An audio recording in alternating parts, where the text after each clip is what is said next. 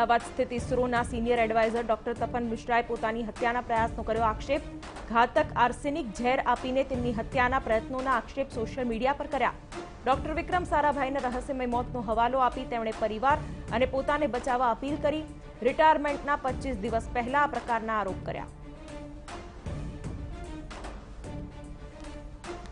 તપન મિશ્રાએ દાવો કર્યો કે તેમને પ્રમોશન ઇન્ટરવ્યુ દરમિયાન નાસ્તામાં ઝેર ભેળવીને અપાયું હતું।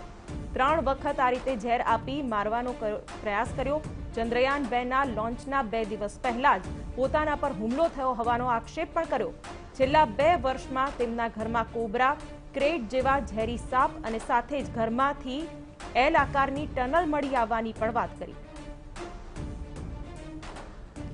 અમદાવાદમાં આમ આદમી પાર્ટીના નેતાના મૃત્યુ કેસમાં હત્યાની શંકા બાદ નોંધાયો હત્યાનો ગુનો। મૃતક નેતા ઉમેદસિંહ ખાડિયા ગયા ત્યારે માર મારવામાં આવ્યો હોવાની ફરિયાદ।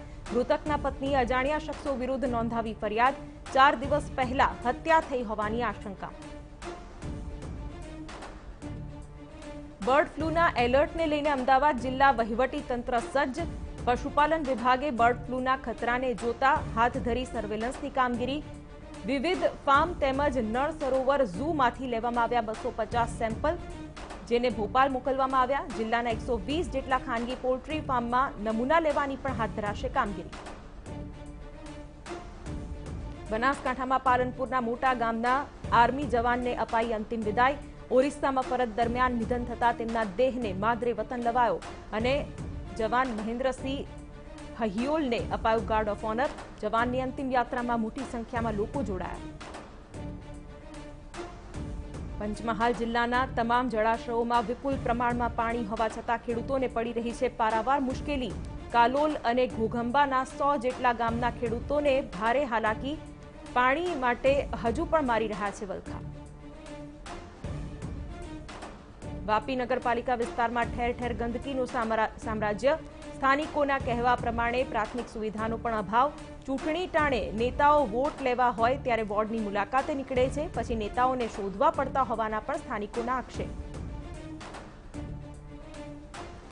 સુરતમાં સ્મીમેર હોસ્પિટલમાં ફાયર મોક ડ્રીલ યોજાઈ। આગની દુર્ઘટનામાં કેવા પ્રકારની તકેદારી રાખવી તે અંગે મોક ડ્રીલમાં અપાઈ માહિતી। મોક ડ્રીલમાં ઊંચાઈ પરથી લોકોને હાઇડ્રોલિક મશીનથી રેસ્ક્યુ કરાયા। બનાસકાંઠામાં ડીસા યુજીવીસીએલની ગાડી બની શોભાના ગાંઠિયા સમાન। જલારામ મંદિર પાસે વાયરમાં ફસાયેલા કબૂતરને યુજીવીસીએલના કર્મચારીઓ ન બચાવી શક્યા। કબૂતરને બચાવવા આવેલી ગાડીની સીડી જ ન ખુલી। આખરે પાલિકાની સ્ટ્રીટ લાઇટ રિપેરિંગની ગાડીએ આવીને કબૂતરને બચાવ્યું। રાજકોટમાં કાલાવડના પીઠડિયા ગામે દેખાયો દીપડો। ખેતરમાં દીપડો આવતા ખેડૂતો અને મજૂરોમાં મચી નાસભાગ। પડધરીના રોજિયા ગામની નદીમાં અગાઉ દેખાયો હતો દીપડો। જંગલના પ્રાણીઓ ગ્રામ્ય વિસ્તારોમાં આવવાના કિસ્સા વધ્યા। અમદાવાદમાં સોનાના ભાવમાં 2 દિવસમાં ₹1,250નો ઉછાળો।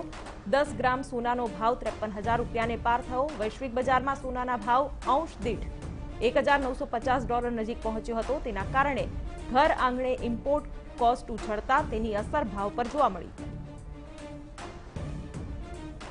છોટાઉદેપુરની નસવાડી ખેતીવાડી ઉત્પન્ન બજાર સમિતિ બોર્ડની ચૂંટણીનું પરિણામ જાહેર, જેમાં સહકાર પેનલના 15 ઉમેદવારોની તથા 1 અપક્ષ ઉમેદવાર વિજેતા। જીતેલા ઉમેદવારોના સરઘસમાં સોશિયલ ડિસ્ટન્સનો ભંગ। દામનગરમાં કોર્પોરેશનની દંડની કામગીરી અને આરટીપીસીઆર ટેસ્ટની કામગીરી સામે વેપારીઓમાં રોષ। વેપારીઓનું ટોળું રજૂઆત માટે પહોંચ્યું। નગરપાલિકાના ચીફ ઓફિસર, મામલતદાર અને સ્થાનિક પોલીસને રજૂઆત। દુકાનો બંધ રાખીને રોષ ઠાલવ્યો। અમદાવાદના ઠક્કરબાપાનગર અને નિકોલ વિસ્તારમાં ફાયરિંગ વિથ લૂંટનો ભેદ ઉકેલાયો। ક્રાઇમ બ્રાન્ચે 5 આરોપીની કરી ધરપકડ। 2 આરોપીની મુંબઈથી ધરપકડ। પૈસાની જરૂર હોવાથી ગેંગ બનાવી લૂંટનો બનાવ્યો પ્લાન। અમદાવાદના ન્યૂ રાણીપ વિસ્તારમાં આવેલા પાયલ જ્વેલર્સમાં ચોરીની ઘટના આવી સામે। જ્વેલર્સમાંથી ₹44,64,000ના ઘરેણાંની થઈ ચોરી। વાહનની ડેકીમાંથી ચાવી લઈ તસ્કરે દુકાનમાં ઘૂસી ચોરી કરી। સીસીટીવીના આધારે પોલીસે શરૂ કરી તપાસ। સુરતમાં અમરોલી વિસ્તારમાં નકલી પોલીસ ગેંગનો આતંક। બાઇક સવાર નેવી મેન અને તેના મિત્રને માસ્કના નામે રૂપિયા માંગી માર્યો માર. નેવી મેનને શંકા જતા આઈ કાર્ડ માંગ્યું. ફરિયાદના આધારે પોલીસે આરોપીની કરી ધરપકડ, જ્યારે ફરાર આરોપીની શોધખોળ હાથ ધરાઈ. વડોદરામાં ખોડિયારનગરમાં યુવકની હત્યા કરાયેલી હાલતમાં મળી લાશ. કલરકામ કરતા શ્રમજીવી યુવકના માથાના ભાગે તીક્ષ્ણ હથિયારથી હુમલો કરી કરાઈ હત્યા. બ્રહ્માનગર પાસેના એરફોર્સ કમ્પાઉન્ડ પાસેથી મળી લાશ. પ્રતાપગંજના વૃદ્ધા પરિવારથી વિખૂટા પડ્યા. માનસિક અસ્થિરતાને કારણે પરિવારથી વિખૂટા પડ્યા. પોલીસે સીસીટીવીની મદદથી પગેરું મેળવી વૃદ્ધાને શોધ્યા. છાણી વિસ્તારમાંથી વૃદ્ધા મળી આવ્યા. સુરેન્દ્રનગર શહેરમાં રતનપર બાયપાસ નજીકથી વેપારીની હત્યા કરાયેલી હાલતમાં લાશ મળી. અજાણ્યા શખ્સોએ તીક્ષ્ણ હથિયારના ઘા મારી કરી હત્યા. ઘટનાની જાણ થતાં સ્થાનિક પોલીસ દોડી આવી. મૃતક વેપારી જોરાવર નગર વિસ્તારમાં છે. તેની કરિયાણાની દુકાન. બનાસકાંઠામાં કાંકરેજના સમણવા ગામમાં પરિણીતાએ ગળે ફાંસો ખાઈને આપઘાત કર્યો. સાસરિયાના ત્રાસથી આપઘાત કર્યાનો પિયર પક્ષે કર્યો આક્ષેપ. સ્થાનિક પોલીસે મહિલાના મૃતદેહને પોસ્ટમોર્ટમ માટે હોસ્પિટલ ખસેડીને તપાસ હાથ ધરી.